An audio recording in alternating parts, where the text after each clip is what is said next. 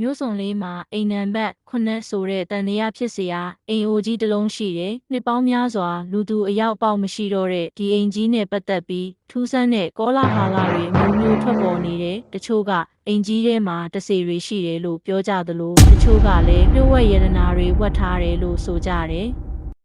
မေးဆိုတဲ့စွန့်စားရတာကိုကြိုက်တဲ့လူငယ် YouTuber တယောက်ဟာဒီအိမ်ကြီးအကြောင်းကိုကြားသိသွားပြီးသူ့ရဲ့ channel အတွက်စိတ်ဝင်စားစရာကောင်းတဲ့ဗီဒီယိုတစ်ခုဖန်တီးဖို့ဆုံးဖြတ်လိုက်တဲ့သူဟာသူ့ရဲ့တငယ်ချင်းဇော်နဲ့အတူအိမ်နံပါတ်9ကိုသွားဖို့စီစဉ်နေ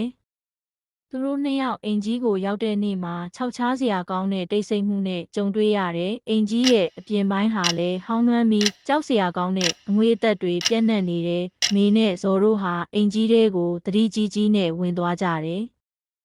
အိမ်ကြီးထဲမှာတော့ဖုန်တွေတထောင်းထောင်းနဲ့ပင့်ကူအိမ်တွေအများကြီးပဲသူတို့ဟာအခန်းတစ်ခုပြီးတစ်ခုလှည့်ပတ်ကြည့်ရှုရင်းထူးဆန်းတဲ့အရာတွေကိုတွေးရှိလာတဲ့ရှေးဟောင်းပရိဘောဂတွေမှန်မပါတော့တဲ့ရုပ်ပုံကားချက်တွေနဲ့အမည်မသိဘာသာစကားနဲ့ရေးထားတဲ့စာအုပ်အိုကြီးတအုပ်ကိုလည်းတွေ့တယ်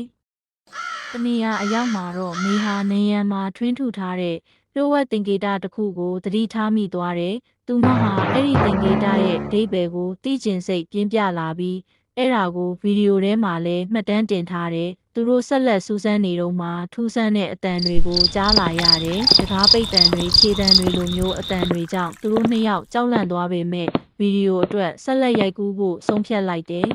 ။နောက်ဆုံးမှာတော့သူတို့ဟာမြေအောက်ခန်းကိုတွေ့သွားတယ်။မြေအောက်ခန်းရဲ့တကားဟာတောခတ်ထားပေမဲ့မေဟာအံဝင်ခွင်ကျတော့တချောင်းကိုရှာတွေ့ပြီးဖွင့်လိုက်နိုင်တယ်။မြေအောက်ခန်းထဲမှာတော့သူတို့ထင်ထားတာနဲ့လုံးဝမတူတဲ့အရာတစ်ခုကိုတွေ့လိုက်ရတယ်။အမှောင်ထဲမှာလင်းနေတဲ့ကွန်ပျူတာစက္ကန့်တစ်ခုနဲ့ခေတ်မီသိပ္ပံပစ္စည်းတချို့ကိုတွေ့လိုက်ရတာ။အဲ့ဒီအချိန်မှာလျှက်စစ်မီးတွေပွင့်သွားပြီးသူတို့ဟာအိမ်ကြီးဟာလူသူကင်းမဲ့နေတာမဟုတ်ဘူးဆိုတာကိုသိလိုက်ရတယ်။